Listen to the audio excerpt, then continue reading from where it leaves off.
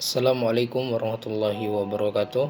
Nama Muhammad Zaki Samjaya, NPM 2262011002, Matkul Hukum Islam, dengan dosen Ibu Haji Wati Rahmiria.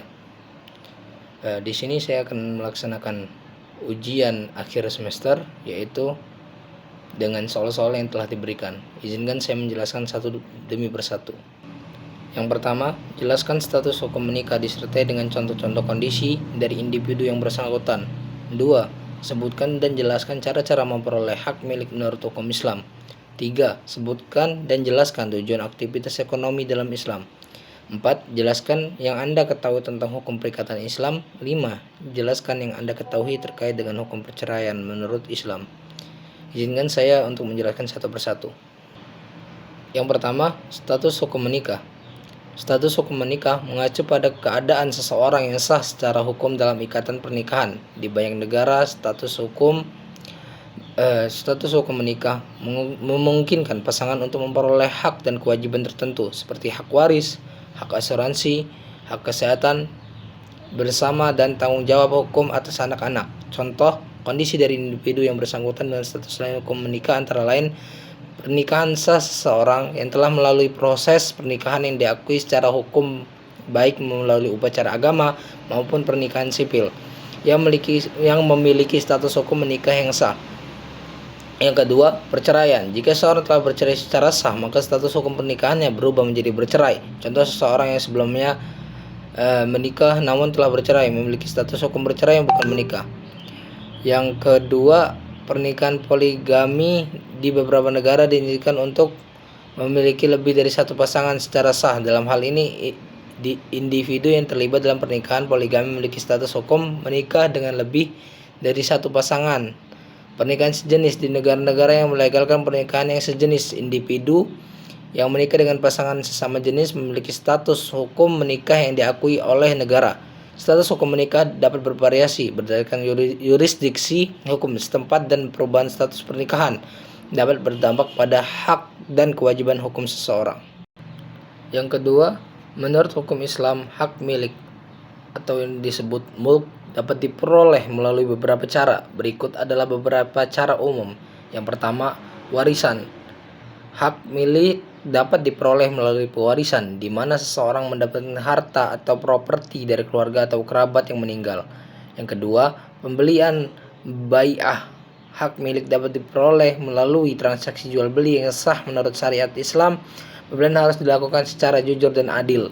Hadiah dalam kurung hibah, seorang dapat memperoleh hak milik melalui pemberian hadiah. Pemberian harus dilakukan dengan ikhlas dan tanpa adanya unsur paksaan. Yang keempat, penemuan atau luqatah. Jika seseorang menemukan barang yang tidak memiliki pemilik, maka menurut hukum Islam dia dapat memiliki hak milik atas barang tersebut. Yang kelima, pengembalian utang ran. Jika seseorang memberikan barang sebagai jaminan untuk utang dan tidak dapat membayar utangnya, penerima jaminan dapat hak memiliki.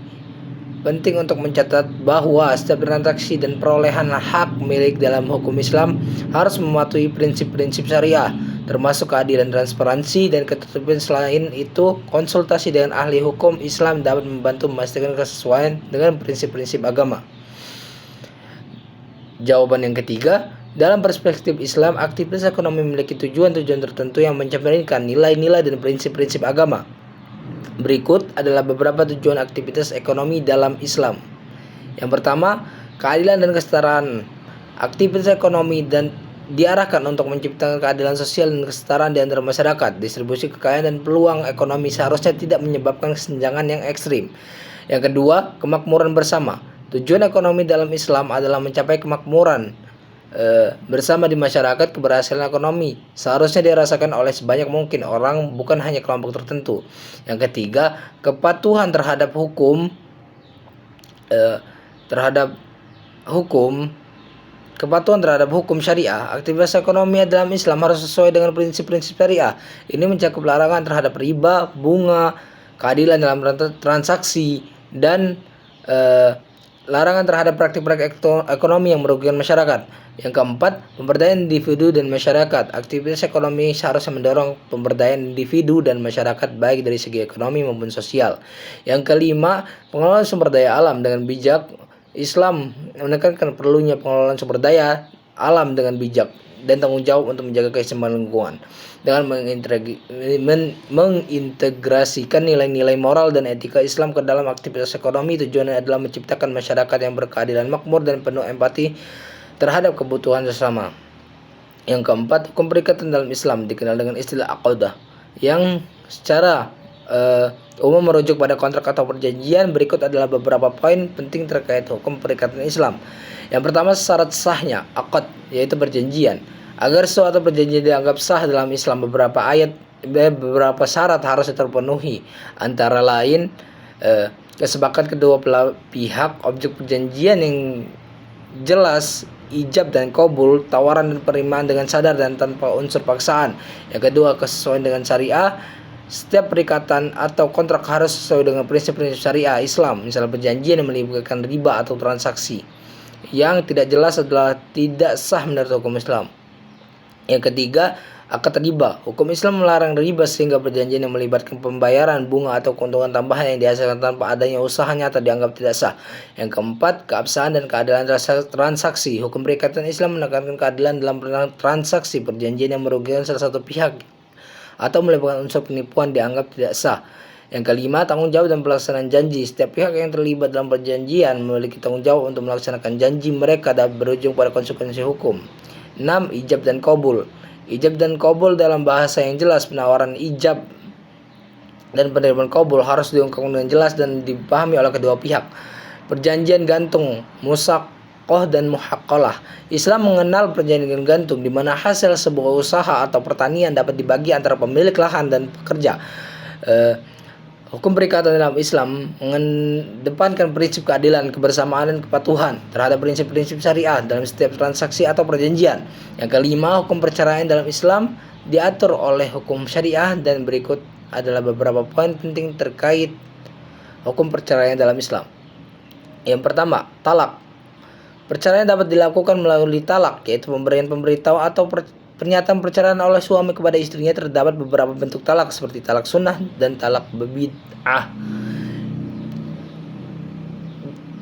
Masa iddah. Setelah talak, seorang wanita harus menjalani masa tunggu atau iddah. Tujuan iddah adalah untuk memastikan tidak adanya kehamilan, memberikan waktu bagi pasangan untuk merenung dan mempertimbangkan rekonsiliasi. Yang ketiga, qul'u atau qul'u. Perceraian dengan persetujuan. Jika suami tidak menginginkan perceraian tetapi istri ingin berpisah, dapat meminta qulu atau qul'u, yaitu perceraian dengan memberikan ganti rugi atau hak kepada suami. Yang keempat, tafsir. Perceraian oleh hakim. Dalam beberapa kasus perceraian dapat dijatuhkan oleh hakim berdasarkan keputusan dan pengadilan atas alasan-alasan tertentu seperti kekerasan dalam rumah tangga atau kelalaian suami dalam memberikan nafkah. 5. Perlindungan terhadap hak-hak wanita. Hukum Islam memberikan perlindungan terhadap hak-hak wanita dalam perceraian, termasuk hak atau atas nafkah, hak asuh, dan hak-hak ekonomi yang sesuai. 6. Pertimbangan kesejahteraan anak dalam hukum Islam. Kesejahteraan anak diutamakan. Hak asuh anak diberikan kepada yang terbaik untuk memenuhi kebutuhan fisik, emosional, dan spiritual anak. Yang ketujuh, rekonsiliasi atau yang disebut musyarakah. Islam mendorong rekonsiliasi antara suami dan istri. Sebelum memutuskan perceraian, mediasi dan upaya rekonsiliasi dianggap sebagai langkah yang baik. Penting untuk dicatat bahwa hukum perceraian Islam memiliki banyak nuansa dan dapat bervariasi di berbagai mazhab atau tradisi hukum Islam. Selain itu, pengaturan perceraian seringkali melibatkan kebijakan dan praktik lokal yang dapat mempengaruhi pelaksanaannya. Sekian jawaban dari saya terhadap ujian akhir semester hukum Islam kelas D1 dosen Bu Hajah Wati Rahmiriyah. Sekian dari saya, kurang lebihnya mohon maaf. Apabila banyak kesalahan itu datangnya dari saya. Apabila banyak kebenaran itu datang dari Allah Subhanahu wa taala. Sekian, wassalamualaikum warahmatullahi wabarakatuh.